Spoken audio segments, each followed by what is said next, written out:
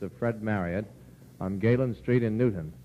His office is located in his building, which is in the shadow of the old Stanley factory. With me today are Henry Shepard, owner of a 1914 10-horsepower Stanley, and Stanley W. Ellis, owner of a 1922 Model 740 and a 1917 Model 728. Thank you, Stanley. And beside Stanley is Fred Marriott. Now, a few words from Mr. Ellis. Fred, is your name Fred or Frederick? Fred. Fred, good, thank you.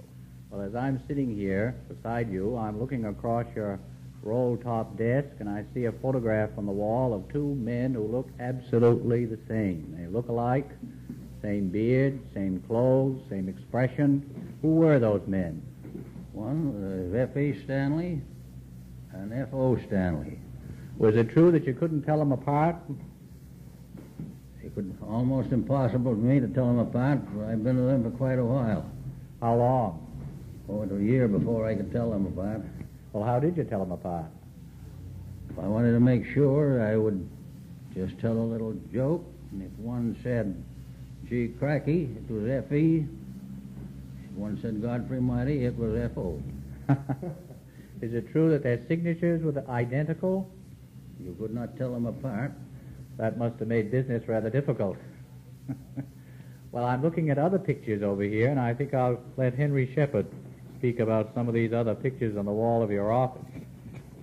When you first started with the Stanley Company, Fred, did they have a standardized model at all, or did they just make them as they came along?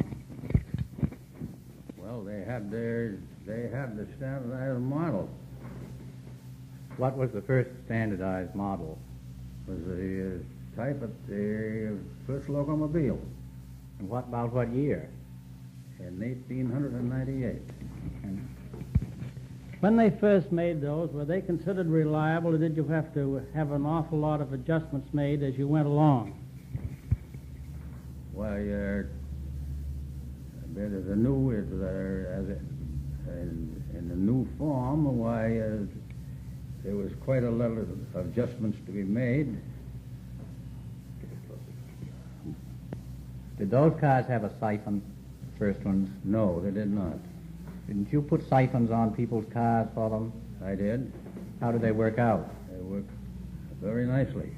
And did the Stanley brothers approve of it in the first? Not at the first. Why not? Well, they did not want anything put on the cars unless they was advised of it.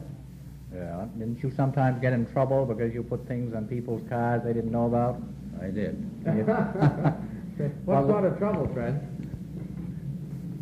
Well, the first was the putting on the siphons. Yeah.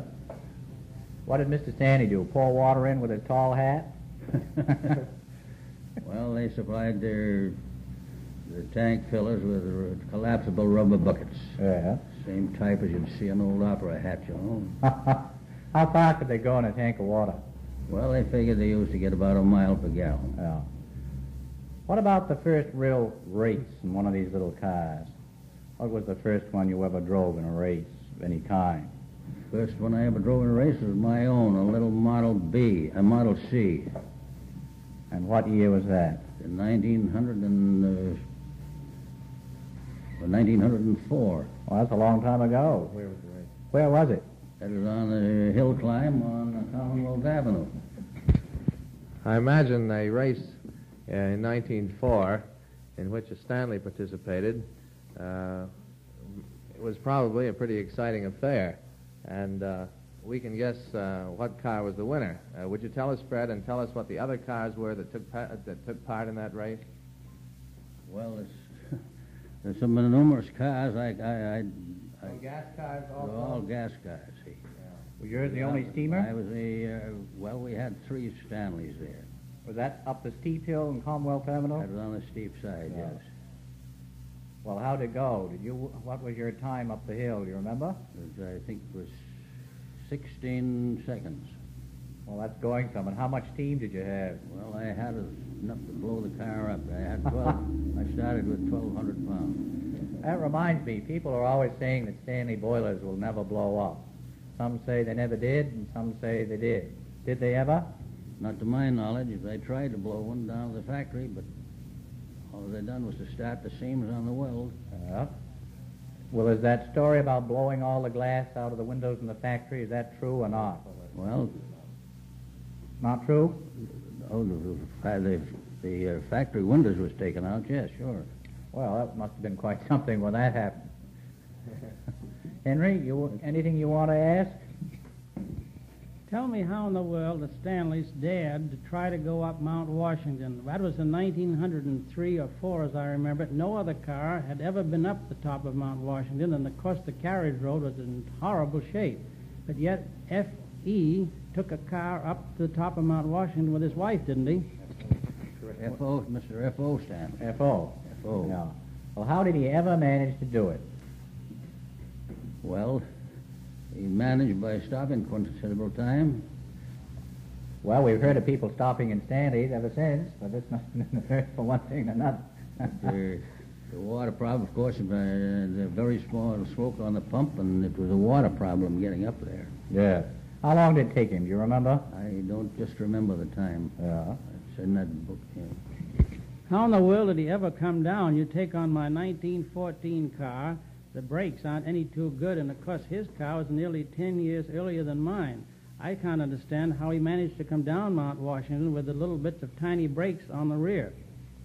Well, I don't remember whether he told me it was a log or whether it was a small tree, but they had something on the tied to the rear, so it was a drag. Well, that's the way he did it. That's the way he did it. Uh-huh. Well, what was the next big race, big event in the history of the car after these first little models that you can think of? First big race. Yeah. Oh. Wasn't that at Reedville?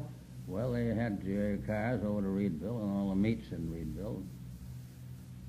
And I remember there, I won the 5-mile open there for the Steamers in 7 minutes and a few seconds. I haven't got to just exactly.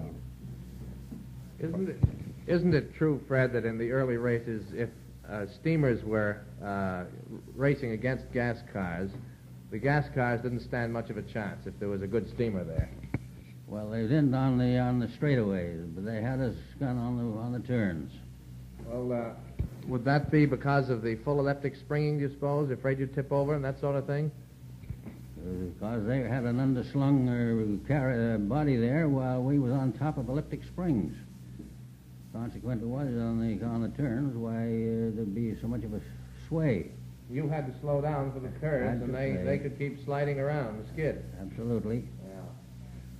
Well, how did it come about that the Stanley brothers decided to go down to Florida to test the racer?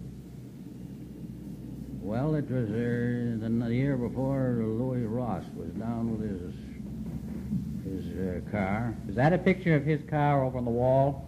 Yes, that's a picture of his car. There's a colored picture of a car on the sand with Louis Ross sitting in it. No. Isn't that the one? No, that's mine. That's yours? That's mine. Oh, well, I might have known. He's much more handsome-looking man. That must be you.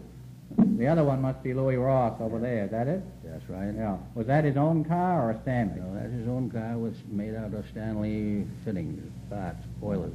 What year was that? That's in 1905. And did he win it that year? He won that year, and that was the cause of Stanley getting interested in taking one down in 1906. And how did they come to select you as the driver? I don't know. I made more bulls than anyone else. They figured you had more nerve than the others, maybe, huh? Well, Fred, everybody's read the story of the race and the famous race down on the beach, and there are accounts of it in all the magazines and the books and so on. I wonder if you'd be willing to tell us about the race. And I've heard you tell the story many times, and how it came off, and so on and so forth, and why it was that the accident finally took place. Well, of course, on the first time down in 1906, there was no accidents. We come away with the steam record